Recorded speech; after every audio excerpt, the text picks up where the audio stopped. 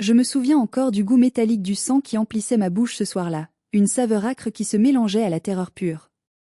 Le froid de l'asphalte pénétrait à travers le tissu fin de mon jean déchiré, me glaçant jusqu'à la moelle, mais ce froid n'était rien comparé à celui qui avait envahi mon cœur quelques instants plus tôt. Je restais là, prostré, le corps brisé, regardant les phares arrière de la voiture de mon père s'éloigner dans l'obscurité de la nuit. Ces deux points rouges rétrécissaient peu à peu, comme deux yeux malveillants qui se fermaient sur mon existence, avant de disparaître complètement, me laissant seul dans le silence oppressant de la forêt. Il venait de me jeter là, au milieu de nulle part, comme on se débarrasse d'un sac poubelle encombrant sur le bord d'une route départementale. Ces derniers mots résonnaient encore dans ma tête, plus violents que les coups de poing qu'il venait de me pleuvoir dessus. Tu finiras seul comme un chien. Ce qu'il ne savait pas encore, c'est que cette nuit-là, en essayant de me détruire, il n'avait pas brisé sa fille. Il avait, sans le vouloir, forgé son pire cauchemar, une femme qui allait transformer sa douleur en une arme redoutable. Avant de plonger dans les détails sordides de cette nuit qui a failli me coûter la vie et de vous raconter comment j'ai orchestré ma revanche 3 ans plus tard, j'ai une faveur à vous demander. Je sais que nous sommes nombreux à traverser des épreuves silencieuses. Dites-moi dans les commentaires d'où vous écoutez cette histoire, votre ville ou votre pays, et quelle heure il est chez vous en ce moment. J'adore lire vos messages et savoir que ma voix résonne aux 4 coins du monde, de Paris à Montréal, en passant par Dakar ou Bruxelles. Tout a commencé le jour précis de mes 18 ans. Dans la plupart des familles normales, 18 ans est un cap joyeux, un passage symbolique vers la liberté et l'âge adulte, souvent célébré avec un gâteau, des rires, peut-être un petit cadeau maladroit mais sincère. Chez nous, l'ambiance était aussi chaleureuse qu'une morgue un lundi matin. Je m'appelle Lison. J'ai grandi dans une petite maison mitoyenne en périphérie de Limoges, une ville connue pour sa porcelaine et ses arts du feu, mais dans ma maison, le seul feu qui brûlait était celui de la rancéure. Ce matin-là, je suis descendue dans la cuisine avec une boule au ventre, mais aussi avec une petite, toute petite étincelle d'espoir stupide. Peut-être que, pour une fois, ce serait différent. Peut-être qu'ils se souviendraient que leur fille existait autrement que comme une domestique. Ma mère, Chantal, était déjà au fourneau. Elle remuait une casserole de lait sans entrain, le dos voûté, vêtue de sa robe de chambre délavée. Elle semblait toujours vouloir se faire plus petite qu'elle ne l'était, comme pour éviter de prendre trop de place dans l'air que mon père respirait. Mon père, Bruno, était assis en bout de table, trônant comme un roi déchu. Son café noir fumait devant lui. Son visage était fermé, dur, impénétrable comme une porte de prison. Et puis il y avait Enzo, mon frère aîné de 20 ans. Il était affalé sur sa chaise, encore en pyjama à 11 heures du matin, les yeux rivés sur l'écran de son téléphone dernier cri, un sourire narquois aux lèvres. « Joyeux anniversaire » ai-je murmuré en m'asseyant prudemment sur le bord de ma chaise, comme si je craignais qu'elle ne se dérobe sous moi. Ma mère s'est retournée lentement. Elle m'a adressé un sourire triste, fugace, un sourire qui ne montait pas jusqu'à ses yeux cernés. « Joyeux anniversaire, ma Lison » a-t-elle dit doucement, presque en chuchotant, comme si elle avait peur de déranger le silence pesant imposé par mon père. Bruno, lui, n'a pas dit un mot. Il a posé sa tasse avec un bruit sec sur la toile cirée. Il n'a pas souri. Il n'a pas levé les yeux vers moi. Il a simplement fouillé dans la poche de sa chemise à carreaux et en a sorti une enveloppe blanche, banale, qu'il a fait glisser sur la table jusqu'à moi d'un geste sec. Mon cœur a fait un bond dans ma poitrine. Était-ce possible? Était-ce de l'argent? Une carte de vœux? Un geste inattendu d'affection paternelle? J'ai ouvert l'enveloppe avec des doigts tremblants, l'espoir luttant contre l'expérience. À l'intérieur, il n'y avait pas de carte colorée avec des ballons. Il y avait une simple feuille de papier quadrillé, arrachée d'un carnet, remplie de son écriture anguleuse et agressive. C'était une facture. Une liste de prix. « C'est quoi ça ?» ai-je demandé, la voix étranglée par l'incompréhension. « Bienvenue dans la vraie vie », a répondu Bruno d'une voix traînante, savourant son effet. « Tu as 18 ans maintenant. Tu es majeur. Tu es une adulte aux yeux de la loi. Tu vis sous mon toit, tu manges ma nourriture, tu utilises mon eau chaude et mon électricité. Voici tes tarifs. » J'ai parcouru la liste des yeux, incrédule, les larmes me montant aux yeux. Loyer de ma chambre, un cagibi qui faisait à peine 9 mètres carrés, 300 €. Participation aux frais de nourriture, 150 €. Charges diverses, 50 €. Total, 500 € par mois. 500 €? J'ai failli m'étouffer. Papa, c'est impossible. Je gagne à peine 800 € avec mon apprentissage et mes petits boulots le week-end. Si je te donne ça, il ne me reste plus rien. Plus rien pour mes économies, plus rien pour mes projets, plus rien pour vivre. C'est pas mon problème, a-t-il coupé sèchement, balayant ma détresse d'un revers de main. Si t'es pas contente, la porte est là.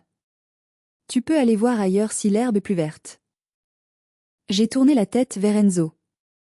Il avait 20 ans. Il ne travaillait pas. Il n'était pas étudiant. Il passait ses journées à jouer à la console dans le salon et ses nuits à fumer avec ses potes dans le jardin.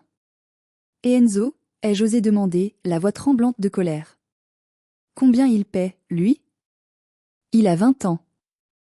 Enzo a éclaté de rire, un rire gras, suffisant, le rire de celui qui sait qu'il est intouchable. Bruno a tapé du poing sur la table, faisant tinter la vaisselle. Ne te compare pas à ton frère. Enzo traverse une période difficile, il cherche sa voie, il a besoin de soutien. Toi, tu as un revenu. C'est une question de principe. Tu dois apprendre la valeur de l'argent et le sens des responsabilités. La valeur de l'argent? La colère commençait à monter en moi, une chaleur brûlante qui partait de mon ventre. Je travaille depuis mes 16 ans. Je paie mes propres vêtements, mes fournitures scolaires, même mes produits d'hygiène. Enzo n'a jamais travaillé un seul jour de sa vie. Vous lui payez tout, ses jeux, ses cigarettes, ses sorties. Ça suffit, a hurlé Bruno, se levant à moitié de sa chaise, le visage rouge de fureur. C'est ma maison, ce sont mes règles. Le premier versement est dû le 1er du mois prochain. En espèces. Sinon, tu dégages. Et ne compte pas sur ta mère pour te défendre. J'ai regardé ma mère, espérant un soutien, un regard, n'importe quoi qui prouverait qu'elle était encore ma mère. Elle a baissé les yeux vers son café, se faisant toute petite, disparaissant dans ses épaules. Elle a murmuré, presque inaudible, une phrase qui m'a fait plus mal qu'une gifle. Allons lisons, sois raisonnable. Aide ton père. C'est difficile pour tout le monde. C'est ta responsabilité de famille. Responsabilité. Ce mot me donnait la nausée. Dans cette maison, la responsabilité ne pesait que sur mes épaules, tandis qu'Enzo, le prince, le génie incompris, avait tous les droits et aucun devoir. J'ai compris à cet instant précis, en ce jour de mes 18 ans, que ce n'était pas une leçon de vie. C'était un racket organisé. Il voulait me presser comme un citron pour financer la paresse de mon frère et éponger les échecs de mon père. Je suis remontée dans ma chambre sans toucher à mon petit déjeuner, le cœur lourd comme une pierre. Je pensais que cette facture était le pire cadeau d'anniversaire possible. Je me trompais lourdement. La cupidité de mon père était un puissant fond, et je n'étais qu'au bord du précipice. Les semaines qui ont suivi mon 18e anniversaire ont été un enfer silencieux, une lente agonie quotidienne. J'ai courbé l'échine. J'ai payé. Chaque 1er du mois, je déposais 500 € en liquide, en petites coupures, sur la table de la cuisine. C'était une humiliation rituelle. Bruno comptait les billets devant moi, mouillant son gros index avec sa salive à chaque billet, un sourire satisfait et vicieux sur les lèvres, comme un usurier de bas étage qui vient de plumer sa victime. Il prenait cet argent, mon argent, fruit de mes heures passées à frotter des sols et à servir des cafés, et le glissait dans sa poche sans un merci. Enzo, lui, s'achetait des nouveaux jeux vidéo, des baskets de marque et des paquets de cigarettes avec l'argent de poche que papa lui donnait généreusement quelques heures plus tard. Mon argent finançait ses vices. Mais j'avais un secret.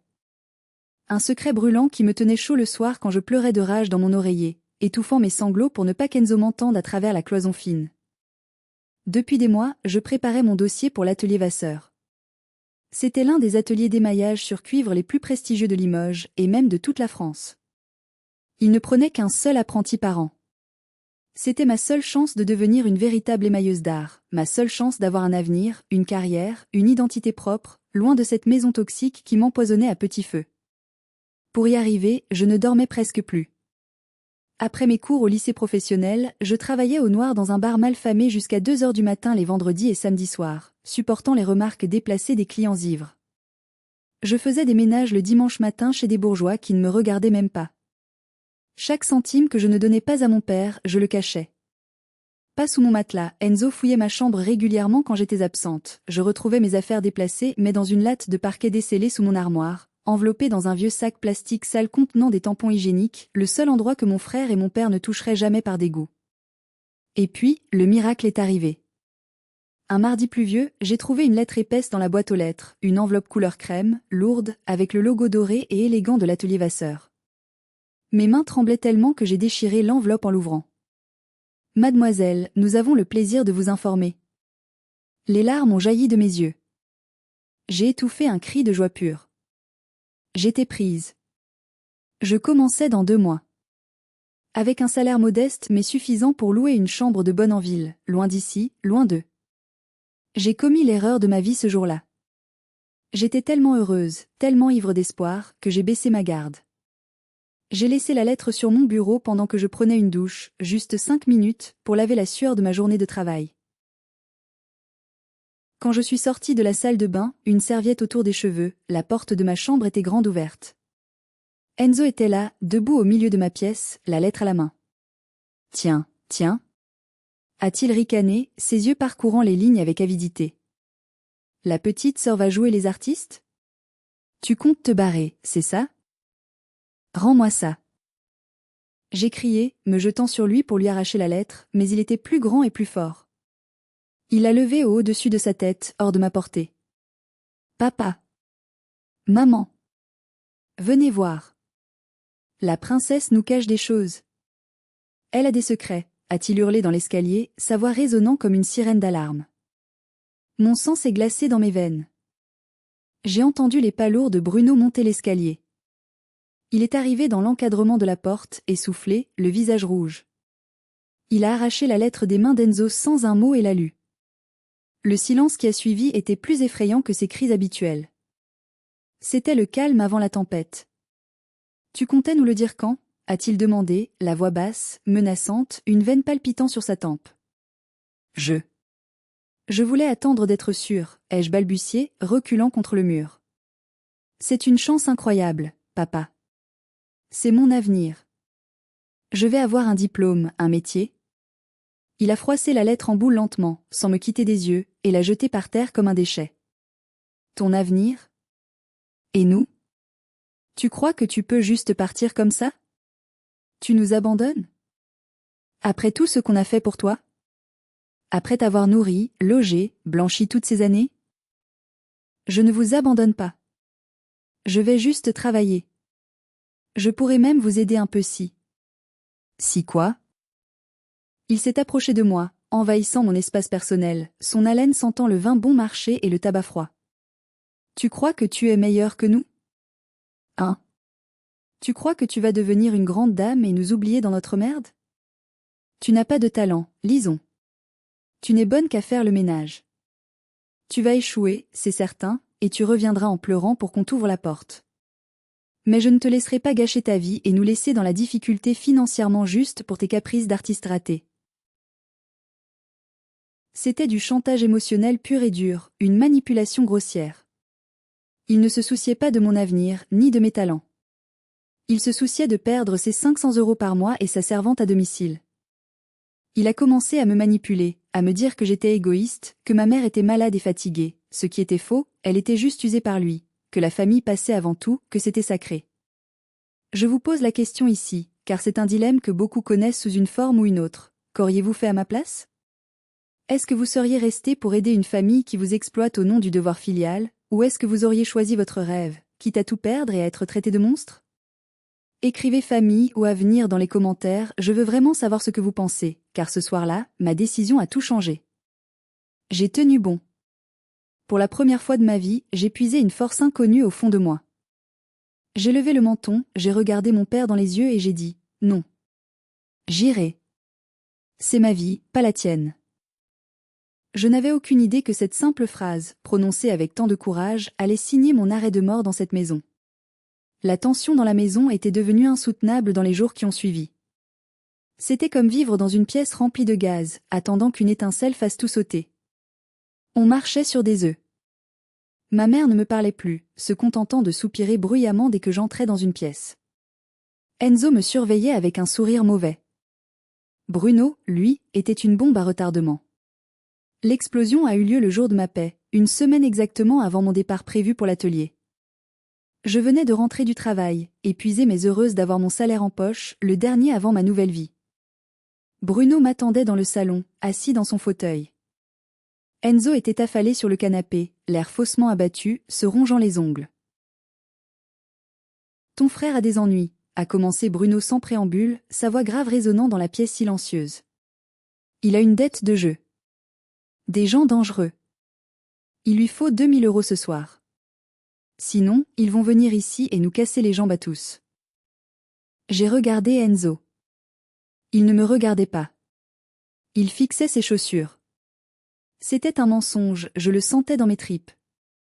Ou alors une demi-vérité gonflée pour l'occasion. Enzo avait toujours des dettes, mais 2000 €? C'était astronomique. Je n'ai pas cet argent, ai-je dit calmement, serrant mon sac contre moi. Ne mens pas, a hurlé Bruno en se levant d'un bond. Je sais que tu caches de l'argent. Tu ne dépenses rien depuis des mois. Tu as tes économies pour ton stupide appartement. Donne-moi cet argent. Maintenant. C'est pour sauver ton frère. C'était l'argent de ma caution. L'argent de mes outils. L'argent de ma liberté. C'était des centaines d'heures de travail, de sueur, de privation. Non, ai-je dit, ma voix tremblant légèrement mais ferme. C'est mon argent. J'ai travaillé dur pour l'avoir. Enzo n'a qu'à assumer ses bêtises. Je pars la semaine prochaine, j'ai besoin de cet argent pour mon logement. Je ne paierai pas pour ses erreurs. La gifle est partie si vite que je ne l'ai pas vue venir. Ma tête a claqué violemment sur le côté. Un goût de cuivre a envahi ma bouche. Ma joue brûlait comme si on y avait apposé un fer rouge. Ma mère a poussé un petit cri étouffé depuis la cuisine, mais comme toujours, elle n'a pas bougé. Elle est restée dans l'ombre, complice par son silence. Tu es une petite égoïste ingrate, a éructé Bruno, les yeux exorbités. Il m'a attrapé par le bras, ses doigts s'enfonçant dans ma chair comme des serres. Tu vas voir ce que ça coûte de défier ton père. Tu vas voir ce que c'est que la vraie vie. Monte dans la voiture. Non. Lâche-moi. J'ai essayé de me débattre, mais il était beaucoup plus fort que moi. Il m'a traîné de force vers la sortie, me tirant comme un animal récalcitrant. Enzo regardait la scène avec un léger sourire, comme s'il regardait un film d'action captivant, soulagé que la colère de papa ne tombe pas sur lui. Ma mère pleurait silencieusement dans son torchon. Bruno, s'il te plaît, ne fais pas ça. A-t-elle geint faiblement, sans faire un pas vers moi. Ferme-la, lui a-t-il aboyé. Je vais lui apprendre le respect. Je vais lui montrer ce que c'est que la vie sans nous, sans ma protection. Il m'a jeté sur le siège passager de sa vieille Peugeot et a verrouillé les portières. J'ai essayé d'ouvrir, mais la sécurité enfant était mise. Il a démarré en trombe, faisant crisser les pneus. Je pleurais, je le suppliais de s'arrêter, mais il conduisait comme un fou, le visage déformé par la haine, fixant la route avec des yeux de dément. Nous avons quitté la ville, les lumières de la civilisation s'espaçant de plus en plus, pour nous enfoncer dans les routes sinueuses et sombres des monts d'Ambazac. C'était une zone boisée, dense, déserte à cette heure de la nuit. Après 20 minutes de trajet cauchemardesque, où le seul bruit était le ronflement du moteur et mes sanglots étouffés, il a pilé sur le bas-côté d'un chemin forestier boueux. Il est sorti, a fait le tour de la voiture, a ouvert ma portière et m'a extirpé de l'habitacle par les cheveux. J'ai crié de douleur alors qu'il me jetait au sol, dans la terre humide, glacée et pleine de feuilles mortes. Avant que je puisse me relever, son pied a percuté mes côtes. Une fois. 2 fois. J'ai entendu un craquement sinistre, un son sec qui m'a donné envie de vomir. La douleur m'a coupé le souffle, une douleur aiguë, lancinante. Je me suis mise en boule pour me protéger, protégeant ma tête avec mes bras, mais les coups pleuvaient. Ce n'était pas juste une correction paternelle. C'était un déchaînement de violence pure, la frustration accumulée d'un homme raté, d'un homme faible, qui détruisait la seule chose qu'il avait encore sous la main pour se sentir puissant. Finalement, il s'est arrêté, essoufflé, la poitrine haletante. Je guaisais dans la boue, le visage en sang, incapable de respirer correctement sans ressentir des poignards dans la poitrine. Il s'est penché vers moi, son visage à quelques centimètres du mien. Je pouvais sentir l'odeur rance du tabac froid et de sa sueur. Il a craché par terre, juste à côté de ma tête, un geste de mépris absolu. « Tu te crois maligne ? Tu te crois forte » a-t-il sifflé entre ses dents. « Regarde-toi. Tu n'es rien. Une moins que rien. Sans ce toit, sans ma protection, tu n'es qu'une épave.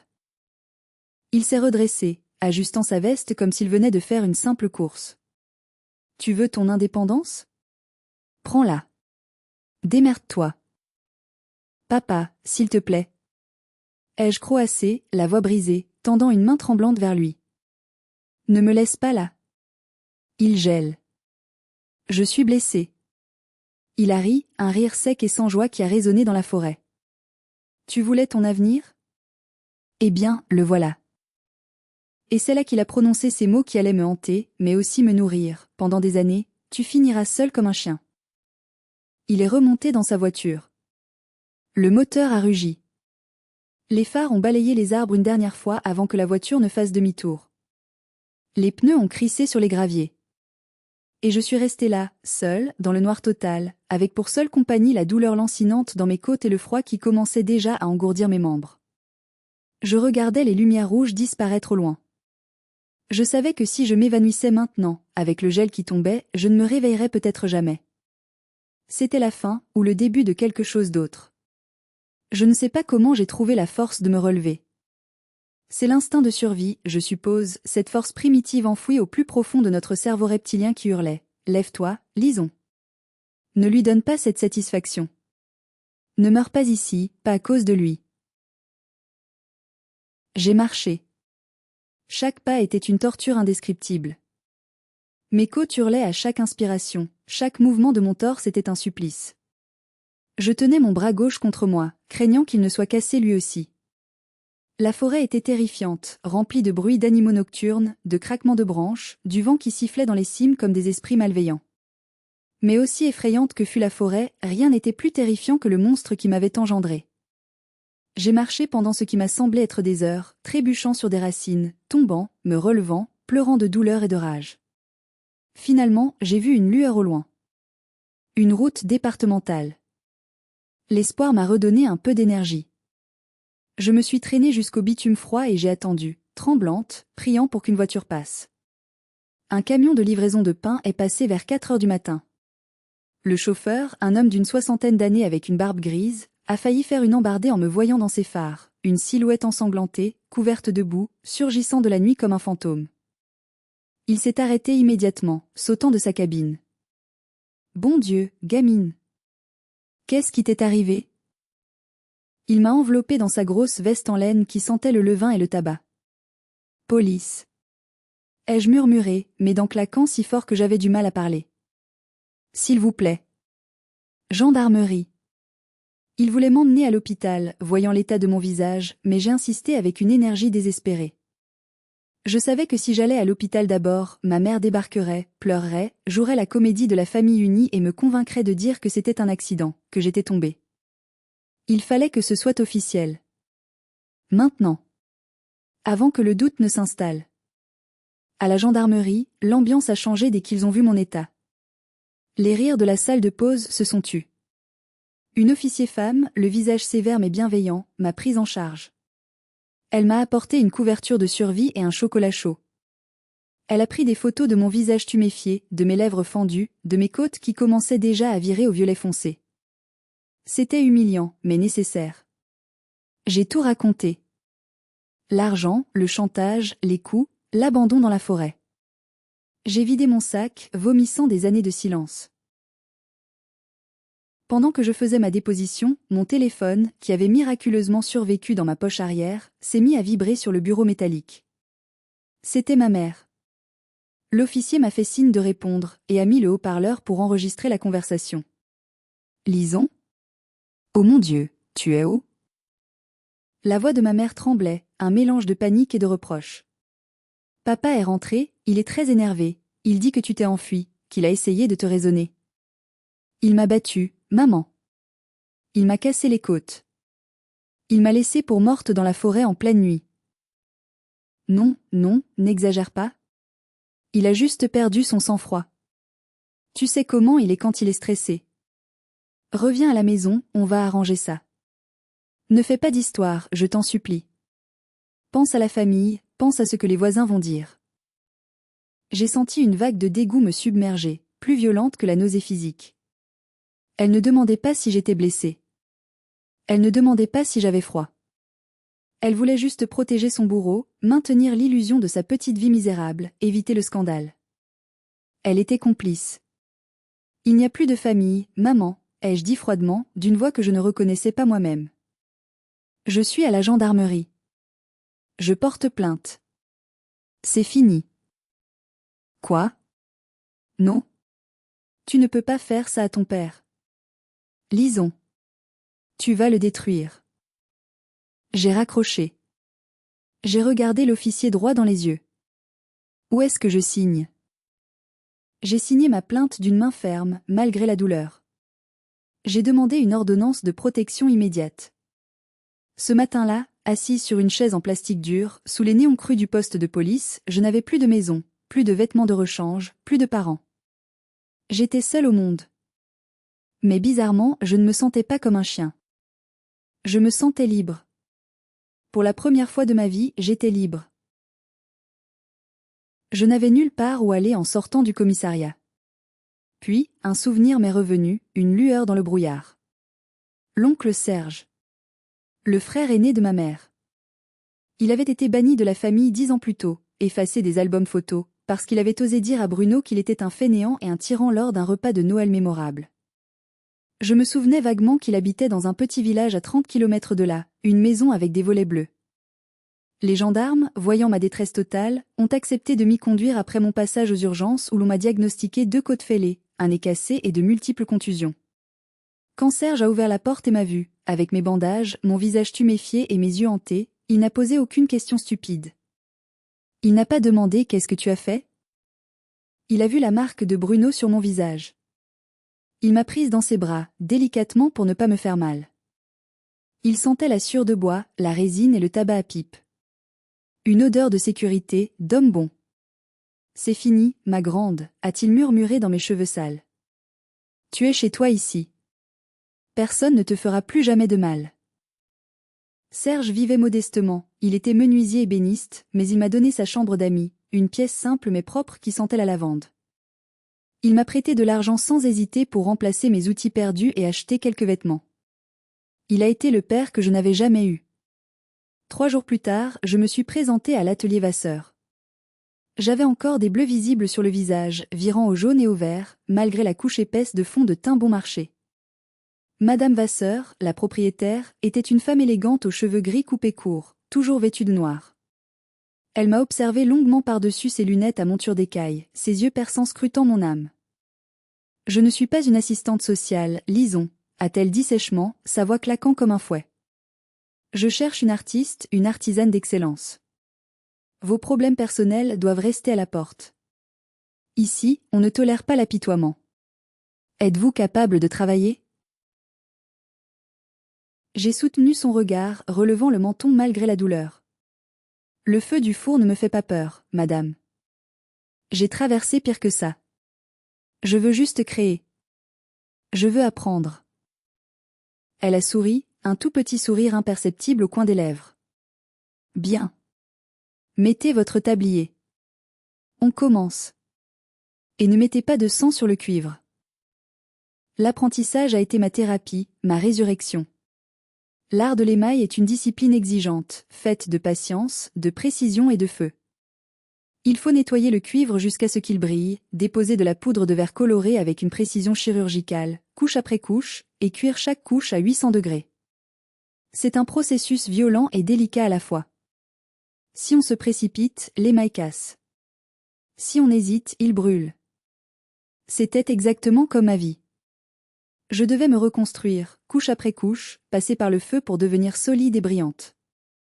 J'ai travaillé comme une forcenée. Je passais mes journées à l'atelier, le nez sur mes plaques de cuivre, et mes soirées à dessiner des motifs complexes. La douleur physique s'est estompée peu à peu, remplacée par une force tranquille, une détermination d'acier. J'ai appris que la colère est un excellent carburant, à condition de savoir la canaliser, de la transformer en énergie créatrice plutôt qu'en violence. Chaque pièce que je créais était une petite victoire sur Bruno. Il voulait me détruire? J'allais briller. Il voulait que je sois rien? J'allais devenir quelqu'un d'exceptionnel. Au bout de 6 mois, Madame Vasseur, avare de compliments, m'a confié ma première commande importante. Un vase cloisonné complexe pour un collectionneur parisien. C'était la reconnaissance de mon talent, la preuve que j'avais ma place dans ce monde de beauté. J'étais heureuse. Enfin. Mais le bonheur, quand on vient d'où je viens, attire toujours les vautours, et le passé n'était pas tout à fait prêt à me lâcher. 1 an avait passé depuis mon départ. J'avais 19 ans. Je commençais à me faire un petit nom dans le milieu fermé de l'artisanat d'art à Limoges. J'avais loué un petit studio lumineux en centre-ville, avec des plantes vertes et mes propres meubles. Je n'avais plus aucune nouvelle de mes parents, l'ordonnance d'éloignement faisait son effet et ils semblaient m'avoir oublié, ce qui me convenait parfaitement. Mais j'avais oublié une variable dans mon équation du bonheur, Enzo. Enzo n'était pas concerné par l'ordonnance d'éloignement. Et Enzo, comme toujours, avait besoin d'argent. Il avait vu mes créations sur Instagram, il avait vu les articles dans le journal local qui parlaient de la jeune prodige de l'émail. La jalousie le rongeait comme un acide. Pour lui, c'était une injustice cosmique. Pourquoi la petite sœur Boniche, celle qu'on avait toujours méprisée, réussissait-elle alors que lui, le génie, le fils prodigue, galérait toujours entre petits trafics et dettes de jeu? Un après-midi d'automne, alors que j'étais seule à l'atelier pendant la pause déjeuner, la clochette de la porte a tinté. J'ai levé la tête, pensant voir un client. C'était lui. Il avait l'air terrible, maigre, les yeux cernés de noir, nerveux, les mains tremblantes. Il portait des vêtements sales, loin de ses tenues de marque d'autrefois. « Salut Lison », a-t-il dit avec un sourire faux qui découvrait des dents jaunies. « T'as une belle boutique ici. Ça marche fort pour toi, hein ?» Je me suis figée, mon pinceau en main. « Qu'est-ce que tu fais là, Enzo ?» « Sors. » Tout de suite. Du calme, Serette. Je viens en paix. On est de la même famille, non? Papa et maman vont mal, tu sais. Papa a perdu son boulot après l'histoire de « bon, tu sais, sa réputation en a pris un coup. Ils ont besoin d'aide. Je pensais que tu pourrais me prêter un peu d'argent. Juste 500 balles. Pour dépanner les vieux. Tu plaisantes? J'ai ri, un rire incrédule et nerveux. Vous m'avez jeté dehors comme un chien. Vous m'avez battu. Je ne vous dois rien. Pas un centime. Par avant que j'appelle la police. Son visage s'est assombri instantanément. Le masque est tombé. La haine pure a remplacé le sourire mielleux. Tu te prends pour qui, salope? Tu crois que tu es intouchable avec tes petits vases de merde? Il a balayé d'un geste rageur une étagère à côté de lui, renversant des pots d'émaux en poudre rare qui se sont écrasés au sol dans un nuage de couleurs. J'ai hurlé. Arrête! Il a profité de ma panique pour se glisser vers le fond de l'atelier, vers le grand four industriel où cuisait une pièce maîtresse de Madame Vasseur, une commande de plusieurs milliers d'euros. J'ai compris trop tard ce qu'il voulait faire. Il voulait saboter le four, ruiner la cuisson, détruire l'œuvre et me faire renvoyer. Il voulait me ramener à mon état de rien. Touche pas à ça. J'ai bondi sur lui, oubliant toute prudence. Il m'a repoussé violemment contre un établi. Je vais tout casser. Je vais te ruiner. Comme ça tu n'auras plus rien et tu reviendras ramper à la maison pour nous servir. Il a attrapé une barre de fer qui servait à ouvrir le four. C'est à ce moment précis que la porte de l'arrière-boutique s'est ouverte. Madame Vasseur est entrée. Elle n'était pas partie déjeuner. Elle était dans son bureau. Elle avait tout entendu. Et elle n'était pas seule. Par un hasard providentiel, elle était avec 2 policiers municipaux qui faisaient une ronde dans le quartier pour les commerçants et qu'elle avait fait entrer par la cour arrière en entendant les cris. Monsieur, a tonné l'un des policiers, main sur son arme de service. Lâchez ça. Les mains en l'air. Enzo s'est figé. Il est devenu blanc comme un linge. La barre de fer est tombée au sol avec un bruit mat. Il a essayé de bégayer une excuse, de jouer la victime comme il avait toujours fait avec nos parents. C'est ma sœur, on discutait juste, elle m'a agressé. J'ai tout entendu, jeune homme, a dit Madame Vasseur avec un calme glacial, une autorité qui faisait plus peur que tous les cris du monde. Tentative d'extorsion, dégradation de biens, menaces, tentative de sabotage industriel. Embarquez-le. Enzo a été plaqué au sol, menotté et sorti de l'atelier sous le regard des passants curieux qui s'étaient massés devant la vitrine. Il pleurait comme un enfant, morveux et pathétique. Lisons. Dis-leur. Je suis ton frère. Fais quelque chose. Je l'ai regardé à travers la vitrine, ce frère qui avait été le roi de la maison, maintenant réduit à l'état de délinquant minable. J'ai croisé son regard suppliant. Et je n'ai rien dit. J'ai juste secoué la tête lentement.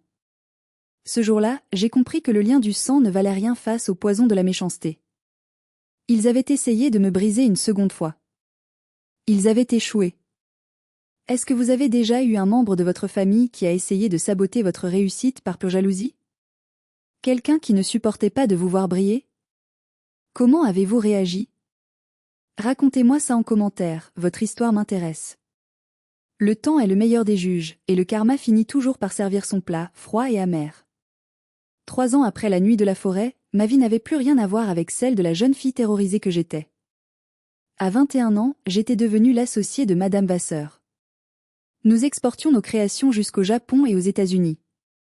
J'avais ma propre voiture, un appartement que j'avais décoré avec goût, et surtout, j'avais une nouvelle famille, Serge, qui était devenu comme un grand-père pour moi, Madame Vasseur, ma mentor, et mes amis artistes. Un matin brumeux de novembre, mon téléphone a sonné. Un numéro inconnu s'est affiché. J'ai hésité, un mauvais pressentiment me serrant la gorge. J'ai décroché. Lisons. C'était la voix de ma mère. Mais c'était une voix brisée, chevrotante, une voix de vieille femme. C'est maman. S'il te plaît, ne raccroche pas. Je t'en supplie. J'ai pris une grande inspiration, sentant mon cœur battre plus fort. Mon doigt a plané au-dessus du bouton rouge. Je pouvais raccrocher. Je pouvais les effacer encore une fois. Mais la curiosité, ou peut-être un reste de pitié, m'a retenu. Qu'est-ce qu'il y a? Ai-je demandé froidement. C'est ton père. Il a fait un AVC hier soir. Il est paralysé du côté droit.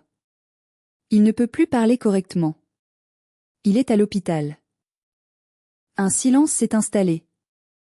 Je n'ai ressenti aucune tristesse. Aucune compassion. Juste un froid détachement, comme si elle me parlait d'un étranger fait divers. Et alors, ai-je demandé, implacable. Je n'y arrive plus, lisons, a-t-elle éclaté en sanglots. Enzo est parti. Il s'est enfui en Espagne à cause de ses dettes, on n'a plus de nouvelles depuis 6 mois. Les huissiers sont passés. Je suis toute seule. On n'a plus d'argent. La maison va être saisie. Ton père, il a besoin de soins constants, de couches, de médicaments. Tu dois revenir. On a besoin de toi. Tu es la seule qui peut nous aider. Tu as réussi, on le sait. J'ai presque ri. C'était tellement prévisible. Le fils prodigue, le roi Enzo, s'était carapaté dès que le navire avait commencé à couler, laissant les parents qu'il avait parasités se noyer dans leur propre merde. Et maintenant, ils appelaient la fille indigne, le chien, la moins que rien, pour venir nettoyer les dégâts et payer les factures. L'ironie était délicieuse. Tu veux que je revienne pour faire l'infirmière et payer vos dettes, c'est ça? C'est ton père, lisons. Il regrette, tu sais. Il demande après toi. Je savais qu'elle mentait. Bruno ne regrettait rien. Il regrettait juste d'avoir perdu le contrôle, d'être devenu impuissant. Il regrettait de ne plus avoir d'esclaves. Je vais venir, ai-je dit soudainement, surprenant même ma propre conscience. Oh, merci. Merci ma fille. Je savais que tu avais bon cœur. Je savais que tu ne nous laisserais pas tomber. Ne me remercie pas, maman. Je viens demain matin. Mais écoute-moi bien, je ne viens pas pour rester. Je ne viens pas pour vous sauver. Je viens pour mettre les choses au clair. Une bonne fois pour toutes. J'ai raccroché avant qu'elle ne puisse ajouter quoi que ce soit. J'avais besoin de clore ce chapitre. Je ne voulais pas fuir mon passé indéfiniment. Je voulais le regarder en face une dernière fois, le regarder dans les yeux alors qu'il était à terre, pour être sûr qu'il ne me faisait plus peur, pour être sûr que j'avais gagné. Le lendemain, je suis arrivée devant la maison de mon enfance au volant de ma voiture neuve, une belle berline qui jurait avec le quartier décrépit. La maison était dans un état lamentable, bien pire que dans mes souvenirs. Le jardin était en friche, envahi de ronces. Les volets pendaient de travers. La peinture s'écaillait comme une peau malade. C'était le reflet exact de la vie de mes parents, une ruine abandonnée. Ma mère m'attendait sur le pas de la porte. Elle avait maigri de façon effrayante, ses vêtements flottaient sur elle. Ses cheveux étaient gris, gras et filasses. Elle a essayé de me prendre dans ses bras, un geste maladroit et désespéré, mais je me suis reculée d'un pas, érigeant un mur invisible entre nous. « Où est-il » ai-je demandé sans préambule. « Dans le salon. On a installé un lit médicalisé, on ne peut plus monter l'escalier. » Je suis entrée. L'odeur m'a saisie à la gorge dès le vestibule. Un mélange esséurant de renfermés, de poussière, de soupe froide, de médicaments et d'urine. L'odeur de la déchéance. Dans le salon, là où trônait autrefois la table où il m'avait présenté sa facture ridicule 3 ans plus tôt, il y avait maintenant un lit d'hôpital encombrant. Bruno était allongé là. Il était méconnaissable. L'homme massif, rougeau et terrifiant de mes souvenirs n'était plus qu'un sac de s'affaisser sous un drap grisâtre. Sa bouche pendait légèrement sur la droite, bavant un peu. Il m'a vu entrer. Son œil valide, le gauche, s'est écarquillé. J'y ai vu de la surprise. Puis de la peur. Et enfin, une profonde honte. Je me suis approchée du lit lentement, mes talons claquant sur le carrelage sale. Je suis restée debout, droite, impeccable dans mon manteau de laine camel, contrastant violemment avec la misère ambiante. J'étais l'image de la réussite qu'il avait voulu m'interdire. B. Il essayait de parler, émettant des sons gutturaux informes. Un filet de bave a coulé sur son menton mal rasé. Ma mère s'est précipitée avec un mouchoir pour l'essuyer, servile comme toujours. Il veut dire bonjour, a-t-elle interprété avec empressement. Lisons, regarde-le. Il souffre. Il est puni par la vie. Pardonne-lui. Si tu reviens, on pourra former une famille à nouveau. Ta chambre est toujours là, on peut. J'ai levé la main pour la faire taire. Mon regard ne quittait pas celui de mon père. Je me suis penchée vers lui, envahissant son champ de vision, comme il l'avait fait avec moi tant de fois. Tu te souviens de ce que tu m'as dit, cette nuit-là, dans la forêt ? Ai-je chuchoté, ma voix calme mais tranchante comme du verre. Tu as dit que je n'étais rien sans cette famille. Tu as dit que je finirais seul comme un chien. Il a grogné, essayant de détourner le regard, mais il ne pouvait pas bouger la tête. Regarde-moi, ai-je ordonné. Il a sursauté, un réflexe de peur. Regarde autour de toi, Bruno. Regarde cette maison qui tombe en ruine. Regarde ta femme épuisée, qui n'est plus que l'ombre d'elle-même.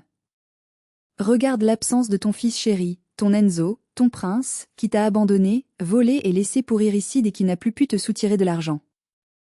J'ai pris une grande respiration, sentant ma puissance. C'est toi qui es seul. C'est toi qui finis comme un animal blessé, dépendant de la charité des autres, gisant dans ta propre crasse. Moi ? Je suis entouré de gens qui m'aiment et me respectent pour ce que je suis, pour mon talent, pas pour ce qu'ils peuvent me prendre. J'ai réussi, Bruno. J'ai un avenir brillant. Et je l'ai construit toute seule, sur les cendres de ce que tu as essayé de brûler. Tu voulais me briser ? Tu m'as rendu indestructible. Il a commencé à pleurer. Pas des larmes de remords, je le voyais bien dans son œil valide. Des larmes d'impuissance. Des larmes de rage parce qu'il savait que j'avais raison, parce que la vérité l'écrasait et qu'il ne pouvait plus me frapper pour me faire taire. Il était à ma merci, et il savait qu'il ne méritait aucune pitié.